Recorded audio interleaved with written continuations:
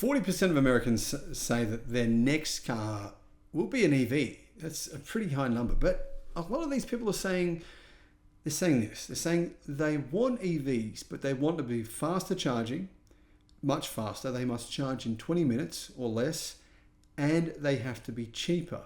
Hello, my friends. Welcome to the channel. I'm Sam Evans. You're watching the Electric Viking. Great to see you. Customers want EVs that can be charged in 20 minutes or less. Some are saying 10 minutes. They want range of 350 miles minimum. And the vehicles should be priced, EVs should be priced at $50,000 or lower, or basically at comparable prices to internal combustion. Now, I don't know if this is reasonable.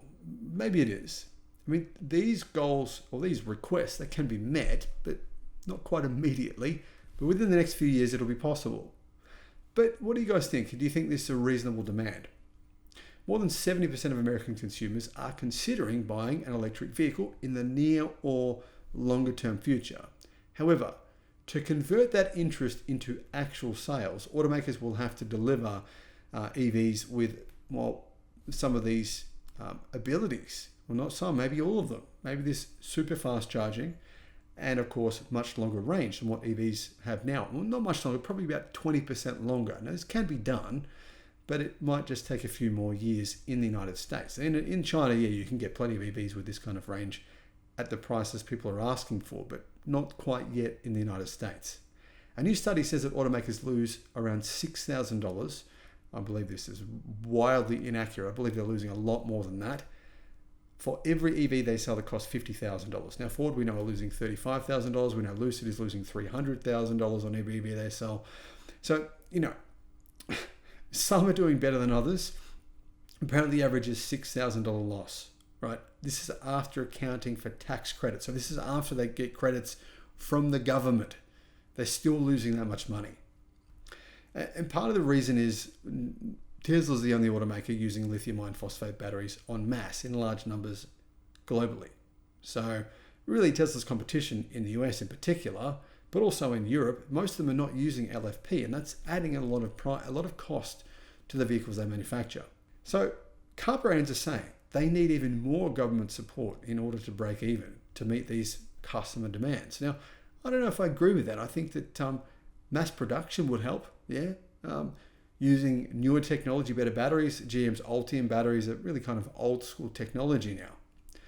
Automakers will have to do this apparently though, as customers demand more and more from new EVs. Now, BCG research says that the next wave of EV adopters, they want to buy, but they want 350 miles of range, that's 563 kilometers.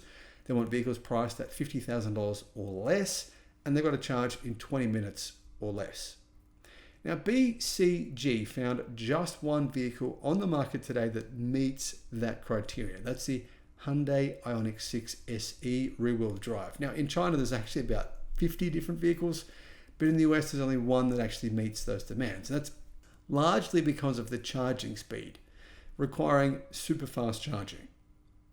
Battery technology and software improvements, though, mean that a 350 mile driving range isn't really that difficult. I mean, I've done heaps of videos on vehicles with more than that range, but charging the battery in 20 minutes is harder.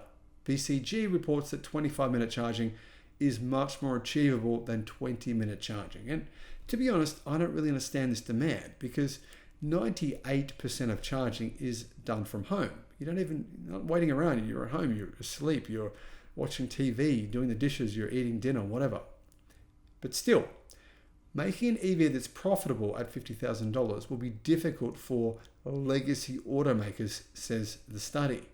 Researchers at Gartner recently estimated that improvements in production technology could help make EVs cheaper to make than internal combustion by 2027. Now, Bloomberg NEF says this will happen in 2026, but it doesn't happen if you're not mass producing the product, right? If General Motors are just doing what they're doing now, putting out a few hundred per week, they're not going to be able to do that.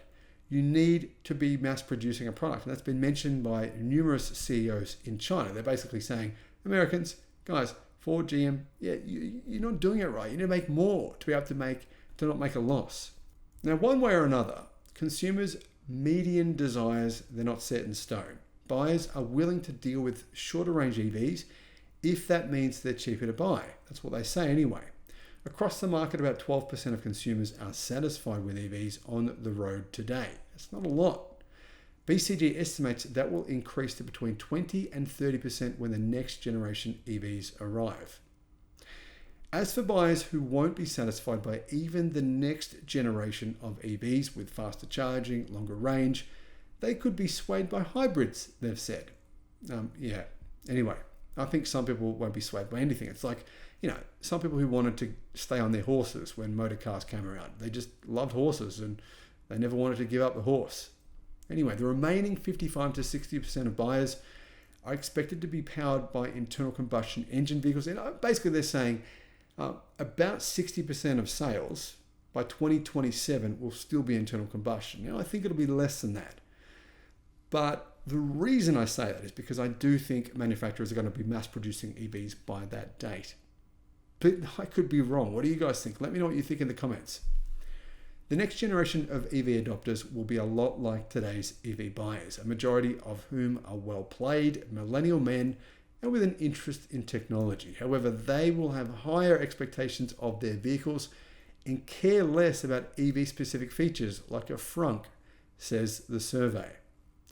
That means that focusing on value and technology will be more important to the segment than it has been in the past, putting further pressure on automakers to control costs. So you can really see why Tesla is going all out to make a $25,000 EV. The good news though is the market is there, even if the segment is set to get more and more competitive.